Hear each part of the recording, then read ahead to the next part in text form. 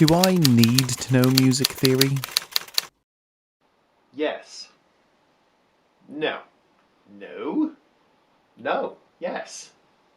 Yes, No, yes, you do. don't. Without theory, you're going to be constantly reinventing the wheel. They're rules. They've taken hundreds of years to formulate. Really good rules. The rules are just based on what sounds good, right? Well, yeah, sort of. So just use your ear. Theory helps your ear. So doesn't. So does.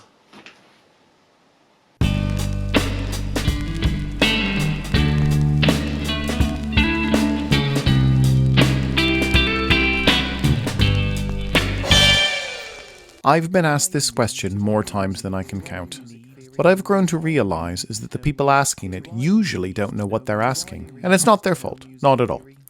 Theory is a vague concept to many musicians, and in their imaginations it might range from unnecessary torture Express myself in my dance and expresses himself. And he doesn't want to use violence, but he puts his violence into his dance. You should try that. to a magical wand that parts the veil to idyllic meadows of musical expressive bliss. I'd like to see more fairy stories about the police. And so you shall. But, often as not, they don't have much idea what the journey looks like or what the advantages are to various paths.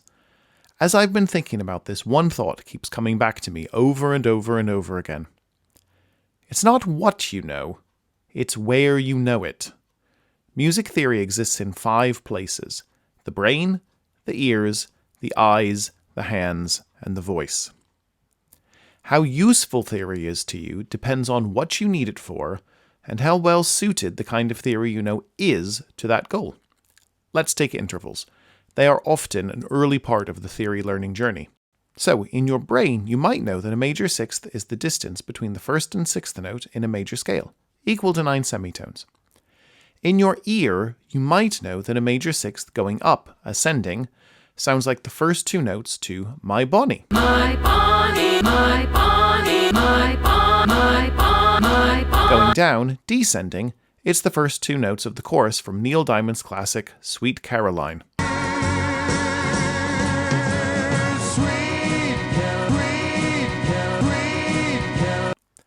In your eyes, you might know that a major sixth will always be a certain distance on a stave, and will always involve switching from a line to a space or a space to a line.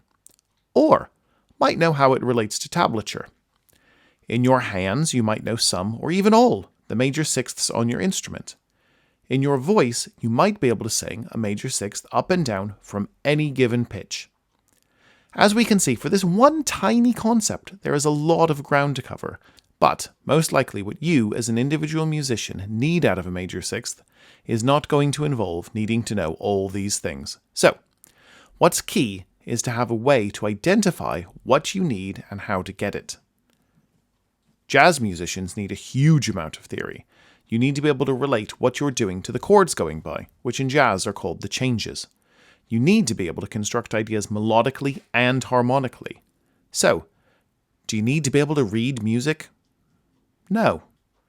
Do you need to know what all the ideas you're playing are called? No. But, and this is important, if you can read, it makes it easy for other people to share musical ideas with you, including people who died 70 years ago.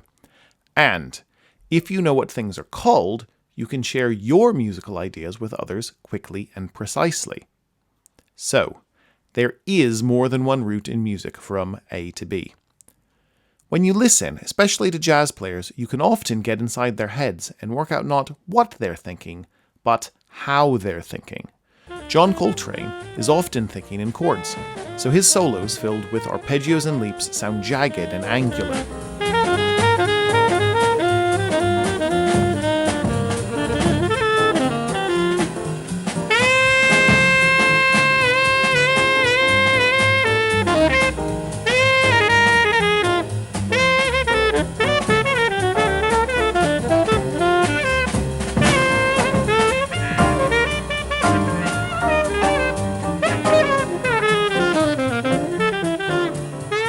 Lester Young, on the other hand, is different. It's like he's rethinking the tune, but still has the lyrics in his head. His solos are elegant and smooth, but sound far less risky, less adventurous.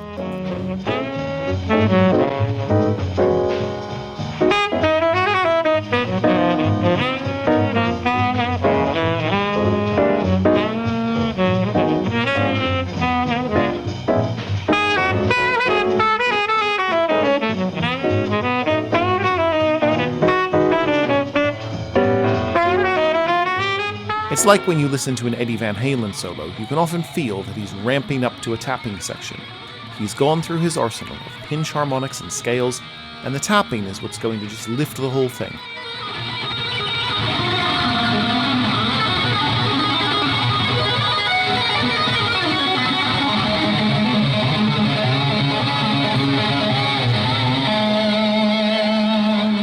Again, it's listening not just to the notes, but to the thought process behind them. Coming to music late, I was 17, theory was a natural comfort zone for me. My ear was mediocre, my hands were still getting used to the basics. My voice was described by my music teacher Mark Steidel as swoopy, so theory became home. But it took me years to realize this was the theory of the brain.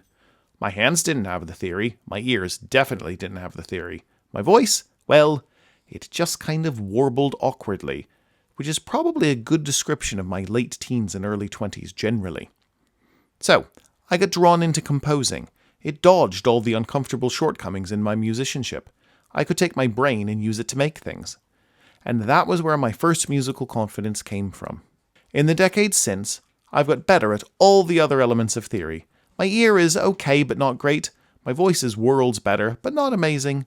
My eyes have come on leaps and bounds, and my hands have learned their way around a lot of theory, though there are still things which give me pause, and certainly my guitar hands and my piano hands and my saxophone hands are good at very different things.